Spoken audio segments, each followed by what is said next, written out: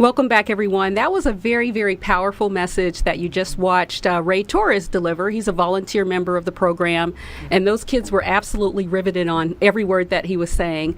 Let's talk about you. You've been with the program now for how many years? Almost 4. Okay. Almost 4. And what have you witnessed in that 4 years concerning the members coming and going, the children that have graduated through the program, the parents? Yes. Just talk about all the changes that you've seen over that period of time. Yes. So in that period of time, it's like you create a family. It's like we're a family now because we all have the exact same invested interests, which is the success of the children that go through the program. So though we may not be the biological mothers, we may not be the biological fathers, or have any relation to the children at all, we relate because we've been there. We know exactly what it's like to get in trouble, or to have parents that are addicted to drugs, or to have a single parent household if you're that lucky, or if you're like myself where you weren't raised by your parents at all. So we see a lot of the members come, we see some members go. We see a lot of the kids that successfully complete the program, they learn from the program and they never go back. But then we have those unfortunate stories where we see a parent a year later and they said so-and-so died. Or we see a parent a year later tragic, and they say, so-and-so didn't make the change and now they're incarcerated. But that's not something that you see too often, and we thank God for that. But we do get a lot more success stories. So at the end of the day, the program is a resource to help. It's just about whether you want to accept the help or not. And it works both ways. Just like we help the children help us, because they help me to keep accountability. On those days where I feel like I don't want to get up, or I don't want to speak, or I'm tempted to make a wrong choice, because it still happens, we're human. Right. You Absolutely. know, I think about those kids and they look up to me and they say, if she can do it, if she can make it out, her circumstances or her situation, I know I can. Now, during the break, we were talking about some of the challenges with the parents. Can you elaborate on that a little bit? Yeah, so the parents. So a lot of us, we do speak to the parents as well as we speak to the youth as well. A lot of the things with the parents, it kind of works both ways. First off, it is a resource for the parents, because let's be honest, it's hard to tell your sister about your child going through the judicial system or facing time, and she's never experienced that. Right. So we are able to relate to each other because all of us, again, have that same common invested interest, which would be the kids. So then we have the second group another part of the group that don't take a responsibility. They don't want to take accountability. They feel like everything was the child because of the child, and I'm not saying that the child does not have any type of accountability in this. However, a lot of these things started when these kids were young. So before they hit 16, before they hit 15, a lot of the choices were made by the parents, and the lack of parenting or the lack of communication. As a matter of fact, we had a kid that spoke this Tuesday, and he said, I can just remember when my mom she gave up. Wow. And that was his thing. And to hear it out of the mouth of babes, to hear him say, I can remember when she just gave up. And a lot of times as parents, you do want to give up. You feel like I'm beating a dead horse. They're not listening, so why keep going? But he was a prime example that keep going. So how does the program then step in, reprogram the parents and the child? Yes. We step in, first off, through the stories and through our experience. We let them know, hey, we relate. In no way are we saying that we're counselors. We're not any of that. We're just here to help, and we're here to make a difference. So some of the ways we relate, first off, with the parents, we listen. We listen to what's going on in the house. We listen to what's going on in the home, and a lot of the stories of the members that we've been through it. So we can tell them what's worked, what's not working, what's working now, what didn't work, and we can just kind of give our advice that way. And a lot of them, they really take that advice and they run with it and they apply it. which is a big difference. So you're actually tailoring a lot of the concerns right now that the kids Right. have by Yes. answering their questions Yes. directly. Right. Do you remember some of the questions that you've received and how you've responded to some of those questions? Oh yes, there's a lot of good. They ask a lot of good questions, believe it or not. Some of the questions may be what inspired me to get involved with the program. What is the program about? Some of the questions are basically like, when I've made a mistake, where do I go from here? How do I overcome the peer pressure of peers that are making the bad choices, that are making the wrong choices? So a lot of the times the kids, they do have these valid questions and they have no one to answer them. Sure. You know, so because a lot of times as us as adults, we don't want to say, hey, I've been through that. Right. We don't want to kind of air out our dirty laundry. And with the Real Talk program, we do air out our dirty laundry. One of my responses, I can remember actually last Tuesday, one of the questions was, what did I fear most? What did I fear most? And see, when I was their age, the problem was I didn't fear, which is a scary place to be. I didn't fear death because I didn't think I would live past 16 anyway. I didn't fear the police because all of my friends were either dead or in jail anyway. So in my mind, I already concocted that that's where I would end up. So I didn't fear that. And so it wasn't until I got older that I was cognizant of, oh my God, that was a scary place to be. When you just don't fear nothing or nobody, you don't even fear life, you don't even fear death. And so I shared that with them, and a lot of them, I could see their eyes begin to look up because they were feeling that. I felt like I was already in hell. Where else was I gonna go? I'm boiling Now, water. what really fixed that for you, Desiree? Because I don't believe that getting older just auto fixes Right. what's been wrong That's good. for years. So what Right. was that epiphany that you had that said, you know what, I really need to change my behavior? Right, that is a good one.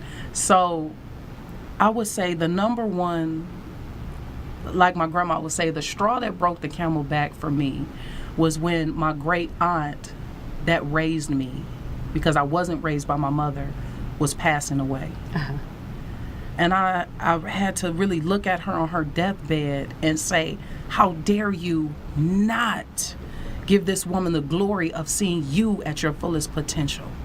How dare you live in such a way as if she didn't sacrifice her whole life to make sure that you had life when everybody else abandoned you, when everybody else left you, when you didn't have anything, you had her. So how dare I not give her that satisfaction of seeing me at my fullest? And she did pass before I was able to do that, but ever since that moment, I declared that I would make the rest of my life the best of my life. And you've been honoring her in And that. I've been honoring her in that. You do a lot of external mentoring as well, Yes. with motivational speaking. Talk about that. Yeah, so that is my passion. I promise God, I know a lot of you can agree, you know, when you get in trouble, you say, if you get me out of this, I'll never come back. I'll never do this again. So that was me. I can remember sitting in that jail cell and God telling me clear as day. He said, I'm not trying to take nothing from you. I'm trying to get something to you. So what I understand now that I didn't understand then was that he was giving me permission to be me. I always thought I had to have some degree to speak. I always thought I had to be smaller, lighter, shorter, fatter, taller, skinnier. I came up with all these reasons why it wouldn't work for me. And I never came up with one reason why it would work for me. And once I said yes to the calling that was on my life, doors just began to open out of nowhere.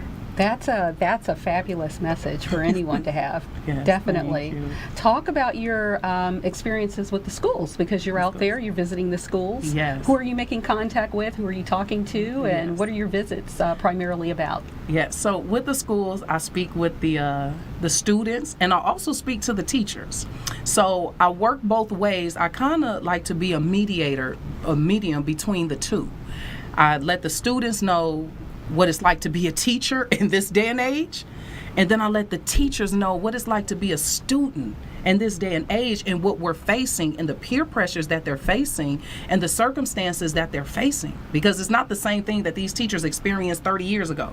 As a matter of fact, these kids don't even write cursive. Wow. I don't even write cursive anymore. my. So it's a huge difference, and I am the bridge to close the gap between the two. Let's talk about your book. Oh, the book? Yes, absolutely. Dysfunction is the new normal. Very excited about this. So this is my first book, and it will relaunch in September. It just talks about the childhood and the dysfunction that I had growing up, and it was normal for me. But I didn't leave you with the dysfunction. I showed you the steps that I took to live the life that I'm living now, to being the person that I am, and how I had to overcome a lot of those mental, physical, emotional burdens and things that were placed on me at such a young age. I mean, starting at the age of probably 5 years old. Now that you are 4 years into the program, this is definitely going across state lines. Yes. I see the program continuing to grow. Yes. How do you see your role shifting as that happens? Yes. So I tell Cherie, I tell anyone, I tell the children, everyone, I don't care how big I get or how small I stay, my role, I will always be with Real Talk. I will always be a speaker, and I look to just go further in the program, whether it's counseling. I do plan on going back to school.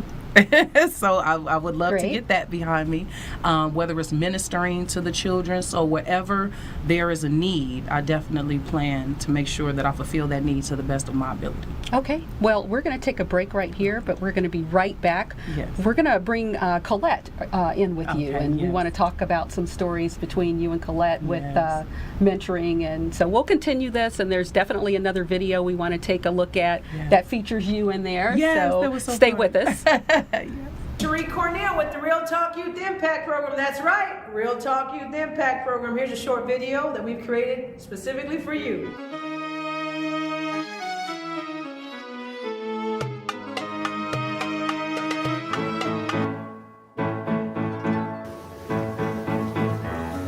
Hi, how are you? I'm fine. You having a good day? Absolutely. Awesome. So what's your name? My name is Ray Pete Dow. And David Avery. So what brought you here today? Yes. What brought me here today is this is our quarterly meeting, but this meeting here is the end of year meeting for Real Talk. And I'm here today to participate into this and to understand what our functions are for Real Talk. I'm committed to making a difference in the lives of our nation's youth. Well, where does your passion in making a difference in the youth's lives come from? Well, I just had my own experience of going down the wrong road. 37 years was comprised of boys' homes, foster homes, mental hospitals, and 6 terms of imprisonment. 37 years. And I believe that I have a voice and the ability to speak to our nation's youth in a way that is unbelievable and capable of steering them in a direction away from the direction that they're moving in now, which is only going to cause them to go to prison like I did. When did you find your voice? When I took responsibility for my life. When I began to make decisions that were constructive, productive.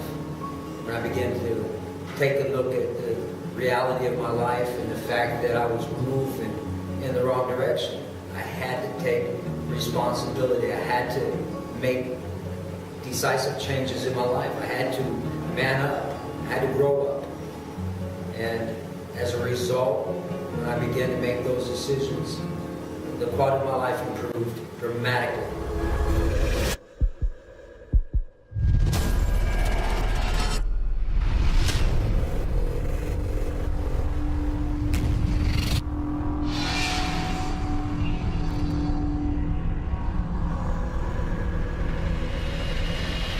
Do you feel like you've impacted a lot of kids' lives in the program?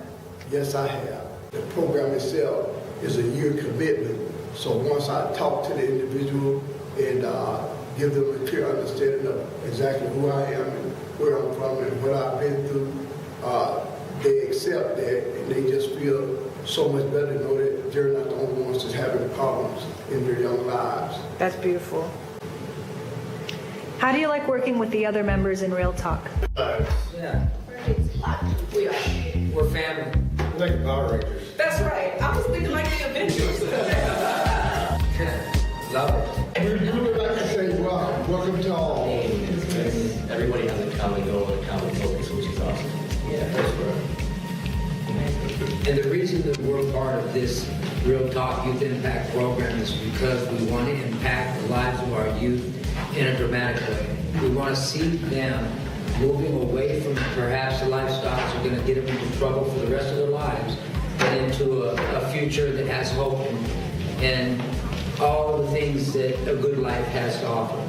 We're not so different than you. You know, we're not here to judge you. We're not here to condemn you. We're actually here to help you. Why? Because it's almost like we have the answers to the test.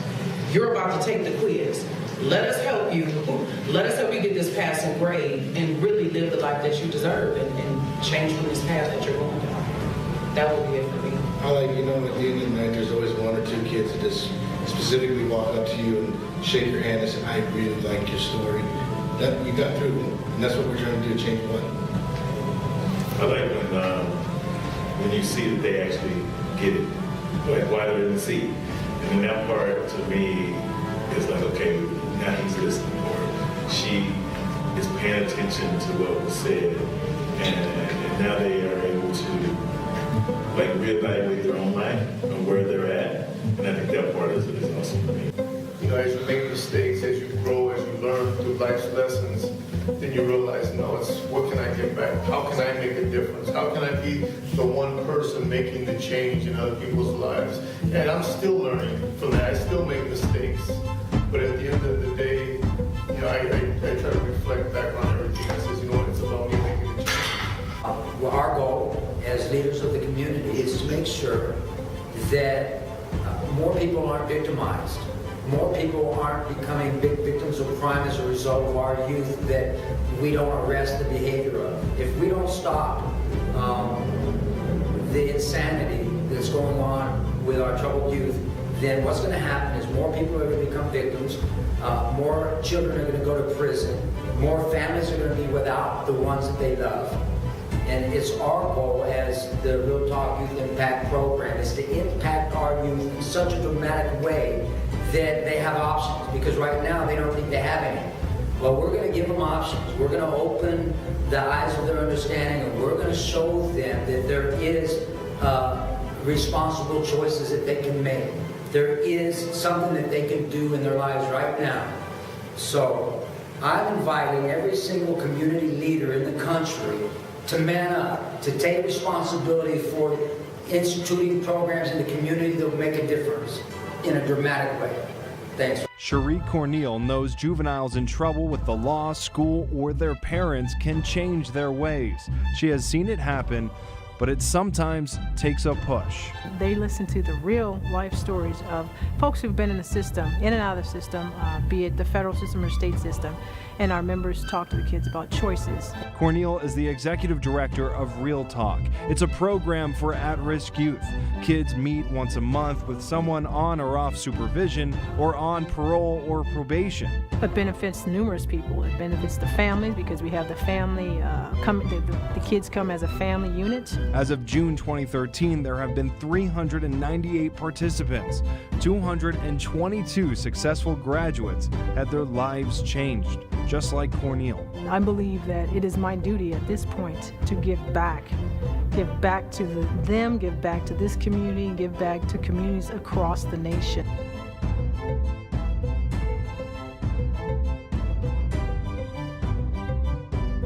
Hi, this is Cherie Corneal with the Real Talk Youth Impact Program. Please join us in our mission to change the lives of the youth one at a time. Join us monthly